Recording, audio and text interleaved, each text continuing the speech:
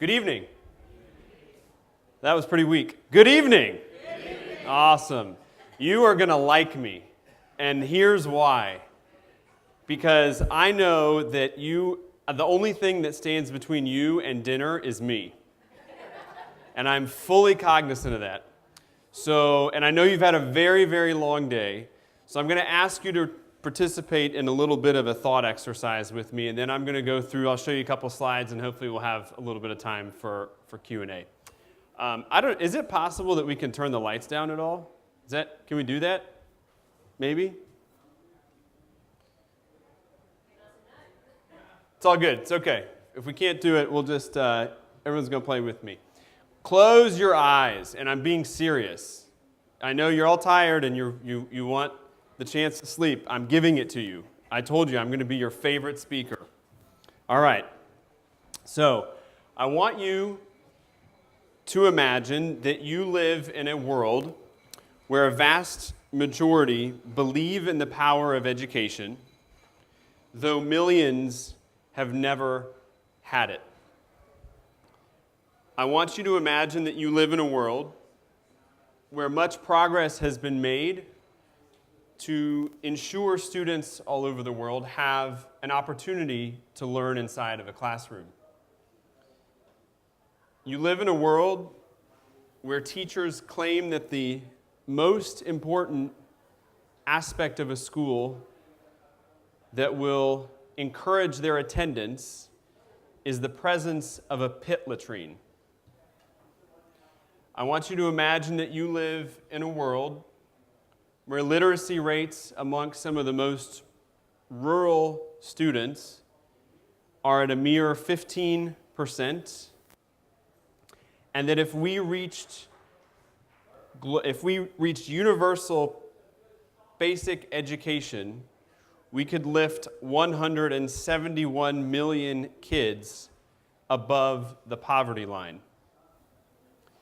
And I want you to imagine living in a world where ensuring that every child has access to a safe, permanent classroom would constitute humanity's largest construction project ever.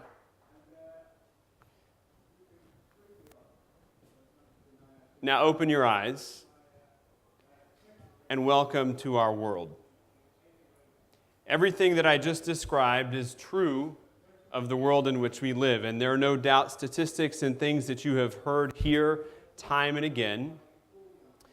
But one of the things that I want to bring up in the conversation is something that's very hard to have represented in a place and in a venue like this. Because if you look around, you probably don't see any local communities sitting next to you. Right? You've got great, attractive-looking people from all over the world who are delegates, who are very smart, and they have a lot to share, but you're not sitting next to a community, which is ironic because in many ways the communities in which we serve have the most to gain from the investments that we're talking about making in education. So I want to take you on a little ride just to show you how I found out about this and how I learned the things that I've just described to you. Mainly, I want to also show you that I at one point had hair. This is me in 2004. I was working for the World Food Program, and I was studying a program that was giving kids food in exchange for coming to class, which when I stepped back and I thought about it was a very, very odd preposition because I hated school lunch. I always brought my lunch. But for some reason, these kids wanted to come to class only because they were being given food as basically payment. And not only were they getting food in school, they were also being given a ration that they could take home that their family could use for the next month. And I started to ask myself, why in the world is that the case? Why don't kids just want to come to school? Why is it so dependent on food? So then I took a trip to some of the very rural parts of Uganda where I had been stationed. And in front of you, you see a school. This is a school that we came across, and when I saw this, you probably would share the same sentiment. I can now understand why you don't want to go to school if this is what going to school looks like. In fact, as we were talking with some of the students that we later worked with when we rebuilt a school close to this site, they were saying that one of the biggest things that they hated about going to school was the threat that out of that grass-thatched roof, a snake would just drop in the middle of class and everybody would run. And that's not to mention the fact that going to school in rainy season when your school looks like this is a little bit difficult if you don't want to get yourself wet. So after taking a trip into the rural areas of Uganda and understanding, and beginning to understand, I should say, the role that communities can play in the construction of schools and the need for us to work with communities, we really began putting together a model and trying to understand what my organization, Building Tomorrow, could do to make a difference. Now, some really simple facts. In Uganda, about 90% of the population lives in rural areas. 85% of third grade students in these rural schools are illiterate.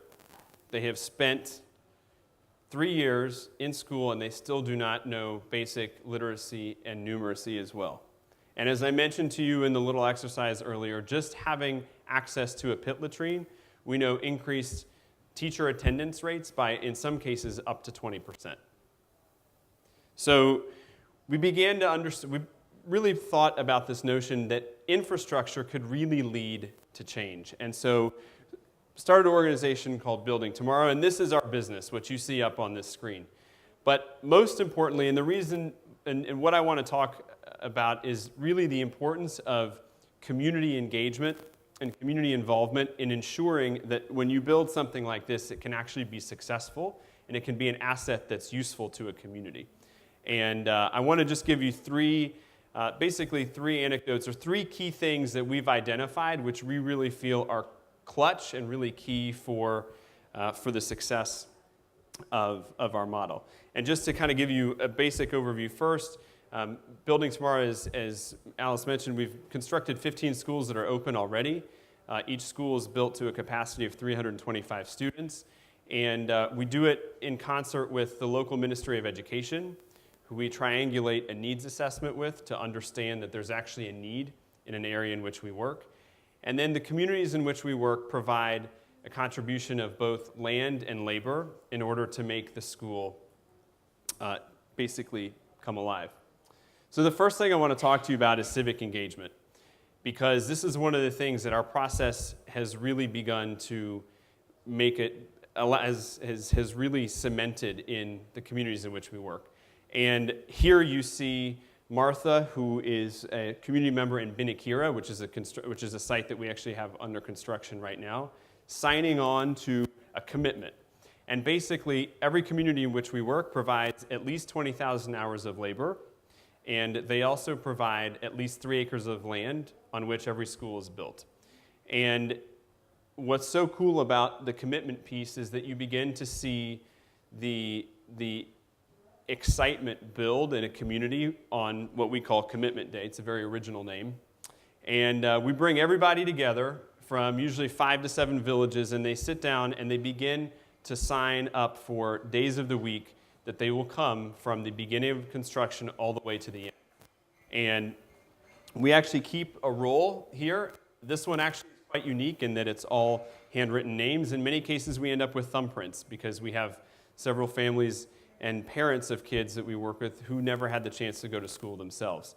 And so we keep all of these commitment forms and place them up as we're constructing so people know when they need to be there, and it's almost like a public way of keeping folks accountable.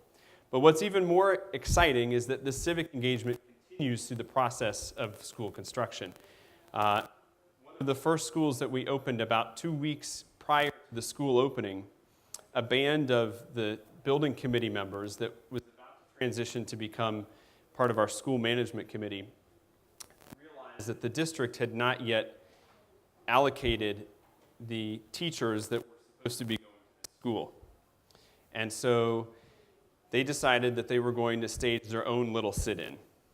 They actually went to the district education office and sat outside of the DEO, the District Education Officer's office, and greeted him in the morning, greeted him when he went to lunch, greeted him when he got back from lunch, and greeted him on his way home. And finally, he had, I think it was about 3 or 4 days before he actually asked, "Why are you here? What is it that you want?" And their request was quite simple. They said, "We come from the community in which there is a new school, and we are here to follow up on the commitment that you've made to make sure that teachers are here." And for us, it was a really powerful show of what civic engagement looks like when you get a community involved in the construction process from start and then to start of construction to the start of school.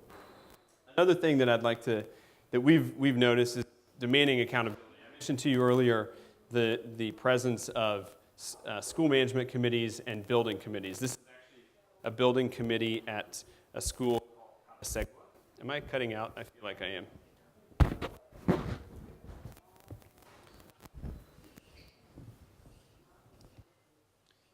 Cool. Hello? Okay, there we go. So this is a community called Cabasegua, and I don't know about you, but this looks like a pretty motley crew. And if I were a teacher and I knew that this crew was responsible for the school in which I'm teaching, I'm not so sure that I would want to show up late, let alone not show up at all.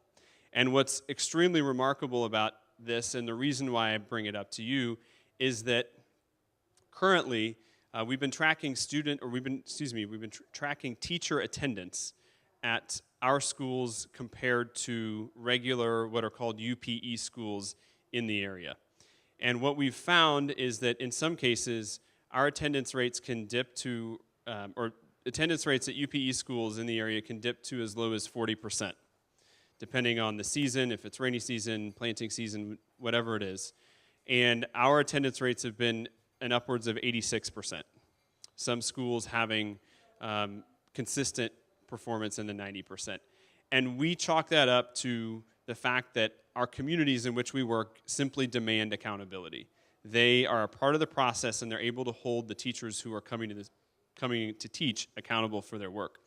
In addition to this, for every dollar that we spend on construction, and it costs us between $65,000 and $75,000 to build a school that can house 325 students out of pocket. That doesn't include the in-kind contributions that come from the community. That is about a fourth of what the government spends every time they build the same square footage basically for primary education. And a lot of that, we believe, again, is because the community is engaged and they are they're holding us accountable because they know where the money is going, and we have an agreement and a memorandum of understanding with the community to ensure that we're spending well, and they keep watch over all of the materials that we dispatch from Kampala out to the sites. The last thing that I want to mention to you is the fact that this is a way to engender ownership. This is probably the least exciting slide you will see in your time here at this conference. Am I right? Who's awake? Let's just try that first. Okay, good. All right. So this may be the least exciting slide that you will see, but I'll tell you what, this is what I would consider to be the proudest for me. Because on Thursday, we got word that at one of our early schools that opened, it's been around since 2008, their parent-teacher committee decided that it was important for them to construct teacher housing on campus because they wanted to ensure that their kids, in the lead up to taking the national exam to leave primary school, were able to be on campus and work with their students whenever they wanted to, whenever the kids were available. So they said, we're gonna build teacher housing. And of course they came to us and they wanted to see if we were okay with that, and then they wanted to know if we would pay for it. And we said, no. We have told you, we've been very transparent from the outset that our contribution is to make sure that this school can happen. But from this point forward, the ball is in your court. And on Thursday, they got a grant from the district government for $7,900 to continue and finish the 10 rooms that you see here so that all the teachers at this site can continue, can live on campus. And this is not the only example. There are other examples that relate around family farms that begin to use school land and become enterprises, much like Nick was talking about, although certainly not as organized. But these are all community-led, community-driven, community-owned projects that they now feel the ability to be able to take on. And we feel like that's a huge and very important component to the work that we're doing. The last thing that I will just say to you is that we really believe that this notion of multi-stakeholder works. And it's not only does it work, but it has to work in order for us to make a dent in any of the statistics that we talked about earlier, that we've talked about this whole weekend. And one of the things that we're doing, one of the reasons I'm here is because all of our teachers right now are benefiting from the Varkey GEMS training program that just was rolled out in Uganda last year. So we work hand in hand with them. We're working with Srour to make sure that we're tracking some of the innovations that our teachers are doing in different networks. And one of the things that we heard from the community when we started to ask them and had the capacity to ask, what more do you want, is that they wanted to feel more in charge of the school. And we've talked a lot here about teacher training. One of the things that we're getting ready to do is to launch a fellowship program that will not only train teachers, but perhaps just as importantly, they will train school management committees for the course of 2 years to ensure that the school itself is on stable footing.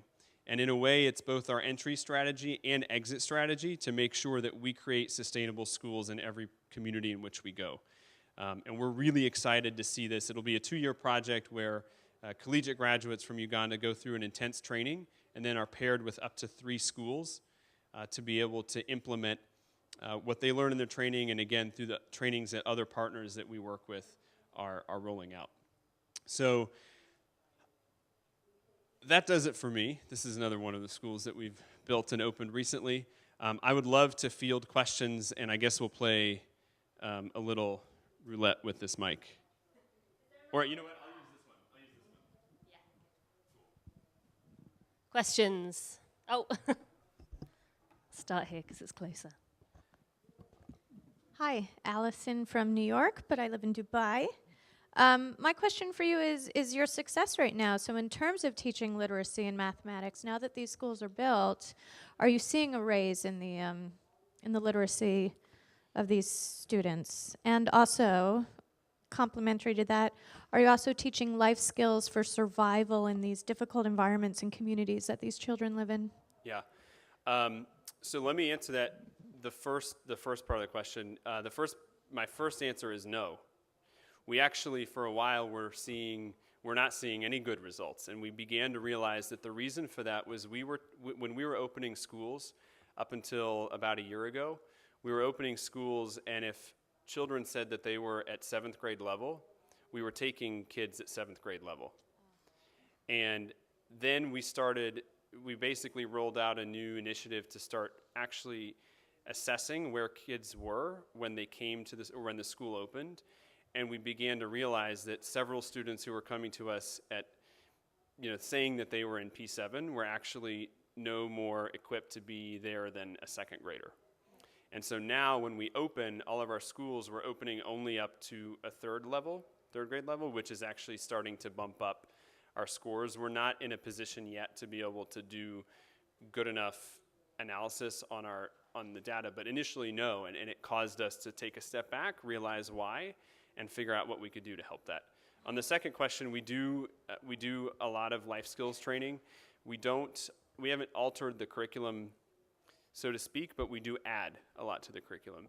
And one of those main components is life skills. We do WASH as well, rolling out tippy taps and things like that to the schools. So there's a lot that we're trying to add to what is present at the school.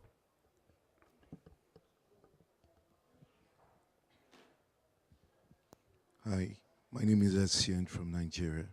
Okay, it's commendable the stories you share, and it heavily shows the success you make with engaging with the community. I'm just a bit curious.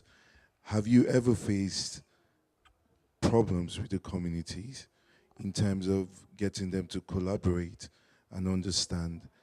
Are there social issues with the communities that affect your business? And if you have faced them, how did you manage it? Yeah. I would be lying to you if I told you that we have no issues. I think anyone probably who gets up on stage this weekend would probably be lying if they said that much. What we found is that it's really important to understand that not every community is going to be the same. And that's the one thing when we start talking about scale, which is a little unnerving, because it's dangerous to the point that we could think that we could just take something that works in one place and roll it out everywhere. And I think that's where we can make some mistakes. I think, a couple specific examples we've been in communities where there are a couple members of the community who actually don't think development is a good idea, and they don't want to see a school. And so it takes a lot of dialogue, which is basically we have every site in which we build, we have community development officers, and we embed them basically in the community for the duration of the project. We didn't used to do that, but we do now, and it actually makes a really big difference in the community's perception of our work and then engaging them as well. And we also then switched, one of the things that we learned too was trust was a really big issue. The first community we went into, we started doing, our team, I use we a lot, but really it's, our team in Uganda started going around basically door to door, and they were getting nowhere. And we later found out it was because we weren't the first group to come through and say that we were doing something similar to this, but we were going to be unlike all the ones that had come before and actually follow through. And so building that trust has been key. The first few sites that we built, we actually bought land because there was no way we felt like we could get land donated. And now we've transitioned so that land is donated, all of the labor is donated, and communities actually have to submit an application to us to prove that they're willing to commit and that the need is there. Hi, I'm Swati Sharma, currently working in India from Centurion University, which is stated in one of the poorest state in India. We are also doing a lot of work for the marginalized community. All I want to know is we have one technical and vocational training program. We are getting a lot of support from the private sector as well, and very good models where they have set up a service center so that students can train and employ. So we don't have to take care of their placement as well. I want to know whether you are getting support from the government. What about the private players and other organizations? Are they doing there is any concept of corporate social responsibility? And if not, then there is any scope, or you're looking forward to it? Yeah, so I think you bring up a really good point. We do work with the ministry, and that's I think it's a very valuable connection and partnership because it helps actually ensure that we do have teachers in school and that we're able to carry out our programs. I think the one thing I would say, though, is that it has been very difficult to activate private sector support for primary education. I think what I'm beginning to see is a lot of support for secondary from the private sector, and I hope that it will trickle down. And it makes sense because, in a way, it's a much more, it's a natural progression. Someone who's vocationally trained could then be employed by an employer. But I'm with you in a sense in making the case that we can't get the student to vocational training school if they're not well taken care of in the first place. And that's where I think the private sector needs to get more involved in the provision of primary education. I think just one more question. Thank you very much. I'm Latima from Uganda, and thank you for the good work you're doing. Mine is a question and probably a comment. Maintaining community interest going forward into the future. The community you have now are interested and they own it.